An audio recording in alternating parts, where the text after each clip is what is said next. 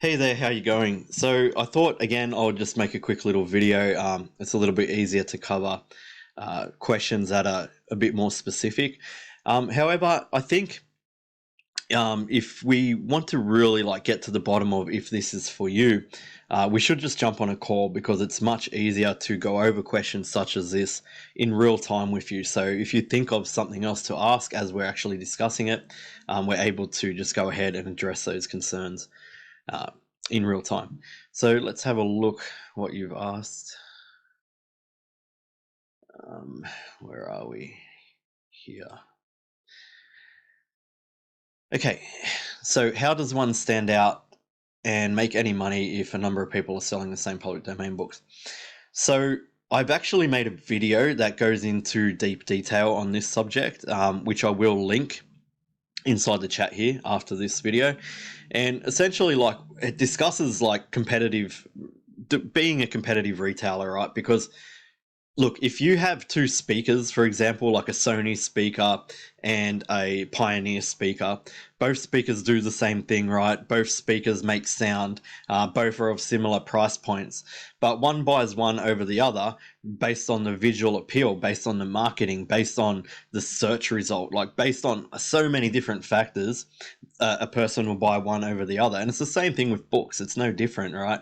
So we've been able to really hone in on our customer buying journey, and we ensure that on every aspect of that customer buying journey, we're giving that customer precisely what they want. So when they come in and they first put in the keywords, we're there, right? So we jump in front of them first. When they scroll through, they're consistently looking for a visual cue, something that's going to pop out at them. That's our covers, right?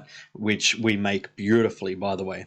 The next thing is they will click on that cover and they'll go in and they'll have a look at our descriptions, perfectly written, in order to get that customer to take action and purchase that book.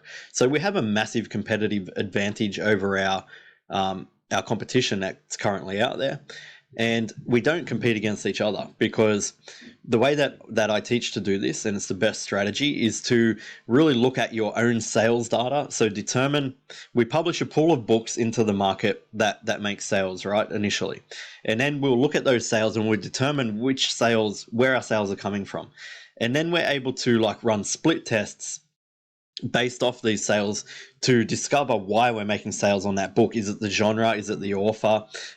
Is it the cover elements that we've done? Is it the colors?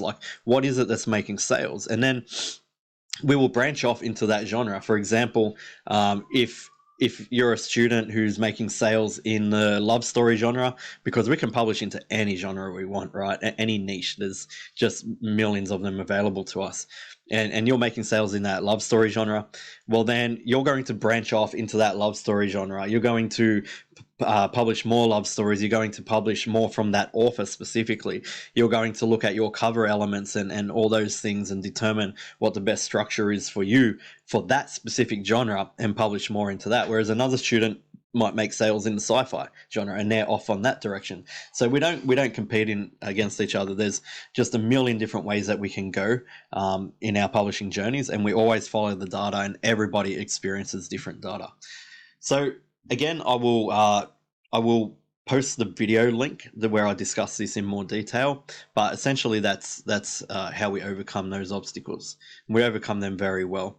On the other hand as well, there's no real competition for us. Not really. If you look at Low and No Content or anything else, right, when it comes to publishing, our competition is so small compared to these other publishing methods. It's ridiculous. So we don't have to really contend with too much competition, and that's why our organic sales are so good. All right, next question.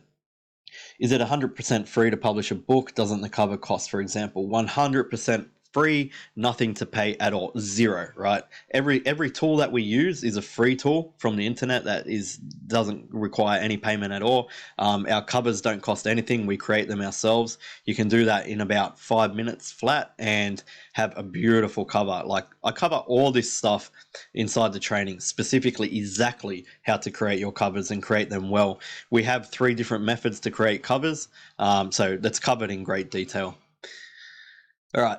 What if someone disputes the rights for the book? How do you prove it's yours and it's the public domain? We don't have rights We don't need to dispute our rights because part of our process is proving public domain. And it's another thing that keeps low quality publishers out of our space, because essentially Amazon do want to know if your book is in public domain, right? So part of our process and our metadata research is actually gathering that data as well. And it's very easy to come by, it's very easy to gather. And we initially send an email to Amazon as soon as we publish that book when we do our category changes, right? Because we all know as publishers, there's actually 10 categories, not two. You do use two BISAC categories when you publish onto KDP in the beginning, but like, why not utilize all 10, right? You'll get more exposure that way. So when we send that category email through to Amazon, we also send our public domain status, and we never have an issue with that. And we also want to make sure that we're publishing proper public domain books, because some countries in the EU have different laws compared to the US. But I actually paid a lawyer $8,000 to really simplify copyright law, like worldwide copyright law, and he's been able to do that in a single page document, which is inside the program, which is worth $8,000, by the way. So it's very simple to circumnavigate that. Okay, what else do we have here? Number 4. If I make a KDP account, and if I make an account on KDP, which is for public domain books, can I make another account for ghostwritten books? I would prefer to keep them separate, as it looks funny to have them together. Yeah, you could, absolutely. I actually do teach in a program how to create separate accounts within policy, but I don't think it would be really necessary, to be honest, because if you're using ghostwritten books, you're going to have a pen name, right? And the only place anyone's ever going to see your books all together in one place is on your author page.